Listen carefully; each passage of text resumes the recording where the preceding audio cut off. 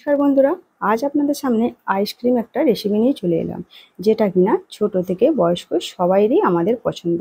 আর যেহেতু গরমের সময়, এখানে আমার 1 লিটার দুধ আগে থেকেই গরম করে রেখেছিলাম। একটা মিক্সার জার নিয়েছি, মিক্সার জারের মধ্যে কিছুটা পরিমাণ কাজু বাদাম আর নিয়ে নেব গুঁড়ো দুধ।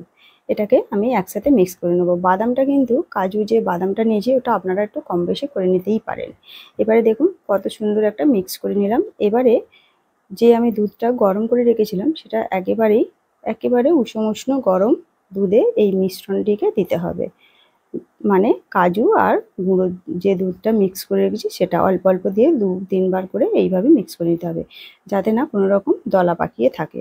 এবারে স্বাদ অনুযায়ী চিনি, মিষ্টিটাও আপনারা একটু কম বেশি করে নেবেন।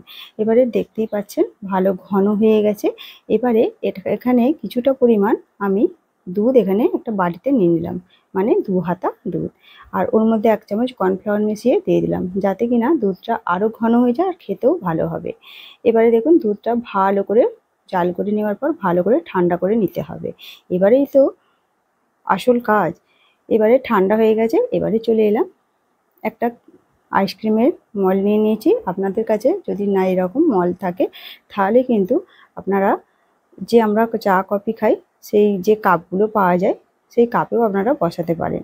এখানে কিছুটা পরিমাণ আমি কাজু বাদাম গুঁড়িয়ে রেখেছি, মানে একেবারে মিহি গুঁড়ো হবে না, যাতে একটু দানা দানা থাকে আর আইসক্রিমগুলো খেতেও ভালো হবে। এবারে আমি যে দুধ ঠান্ডা করে রেখেছি সেই দুধগুলোকে এবারে দিয়ে দেবো। দেখতেই পাচ্ছেন 2 হাতা করে, আমার হাতাটা যেহেতু ছোটো আর যে কেকের মলগুলো ওটাও আমার ছোট আছে, তো এইভাবে ভরে নিয়েছি। আরও আছে, আর একটা মলে আমি ভরে নেব। এবারে দেখুন কাঠিয়ে নিয়ে মুজে দিয়ে এবারে ফ্রিজে রেখে দিয়েছি।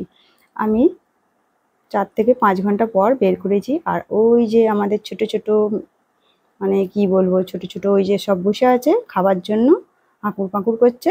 এইবারে দুটো ধরেছে, আমরাও খাবো। তো আমার আইসক্রিমের রেসিপিটা আপনাদের যদি ভালো লাগে অবশ্যই শেয়ার করে দেবেন বন্ধুদের মধ্যে। আর দেখতেই পাচ্ছেন আমার গালুগুলো দুটো খাচ্ছে। তো একটা আমার ছেলে আছে আর একটা আমার জায়ের নাতনি আছে। তো ধন্যবাদ।